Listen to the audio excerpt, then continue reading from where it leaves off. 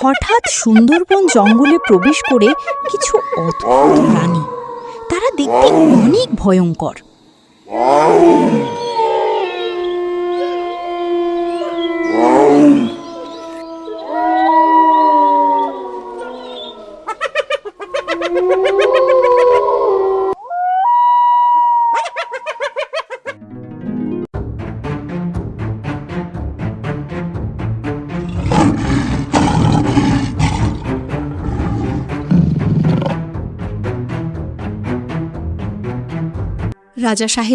রাজা সাহেব, আমাদের জঙ্গলে এখন অনেক বিপদ। হরিণ, কি হয়েছে আমাদের সুন্দরবন জঙ্গলে? রাজা সাহেব, আমাদের সুন্দরবন জঙ্গলে কিছু ভয়ঙ্কর প্রাণী প্রবেশ করেছে। তারা দেখতে অনেক ভয়ঙ্কর, আর তারা জঙ্গলের সব পশু পাখিকে খেয়ে ফেলছে। কি বলো এসব? আমাদের জঙ্গলে এই প্রাণীগুলো কোথা থেকে আসলো? আর সেই প্রাণীগুলো দেখতে কি রকম? চলেন রাজা সাহেব, আপনি আপনার নিজের চোখেই দেখবেন। চলেন, আমরা পাহাড়ের উঁচুতে দাঁড়িয়ে জঙ্গলের সব কাহিনী দেখি। আচ্ছা, চলো তাহলে দেখি এই প্রাণীগুলো কেমন ভয়ঙ্কর। এই কথা বলে তারা জঙ্গলের উঁচু পাহাড়ের দিকে যায়।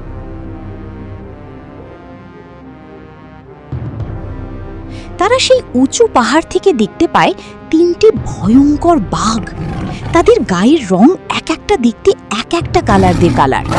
একটা লাল বাঘ, একটা নীল বাঘ ও একটা কালো বাঘ। সর্বনাশ! এইসব কি রকম প্রাণী?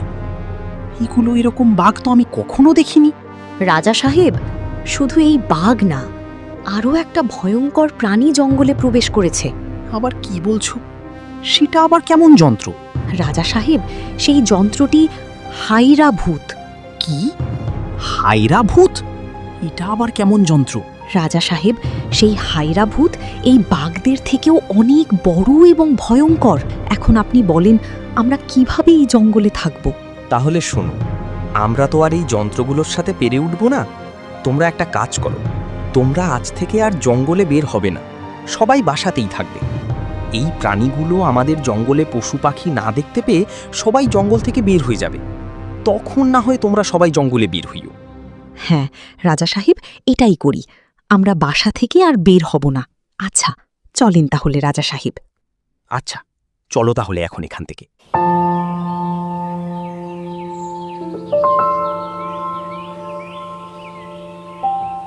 চলো আম্মু, অনেক দিন তো আমরা কচি কচি ঘাস খাই না।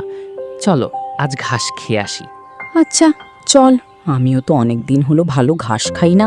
আজকে না হয় পেট ভরে ঘাস খাবো।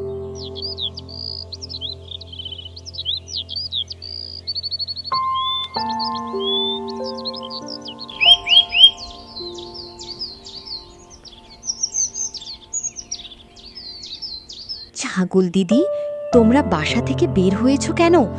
তোমরা কি জানো না আমাদের জঙ্গলে অনেক ভয়ঙ্কর কিছু প্রাণী প্রবেশ করেছে? তারা যা কি দেখছি তাকে মেরে ফেলছে। আর তোমরা নাকি এখন বাসা থেকে বের হয়েছো? শীঘ্রই বাড়িতে চলে যাও। আরে চলো তো মা, ওনার সব মিথ্যা কথা তুমি বিশ্বাস করছো। আমাদের জঙ্গলে আবার কবে ভয়ঙ্কর জন্তু প্রবেশ করলো? আর যদি কোনো জন্তু প্রবেশ করতো তাহলে তো আমরা জানতাম, তাই না মা?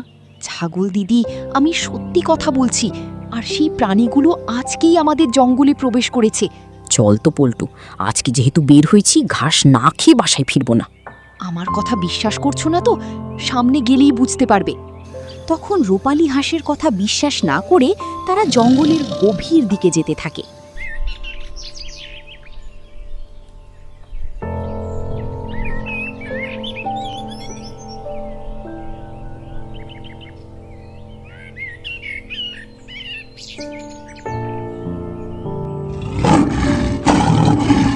মা, কিসের জন্য একটা ডাক শোনা যাচ্ছি? আর ডাকটা শুনে মনে হচ্ছে একটা বাঘ গর্জন করছে। এখন কি করব আমরা মা? তখন সেই বাঘটি তাদের কাছে চলে আসে।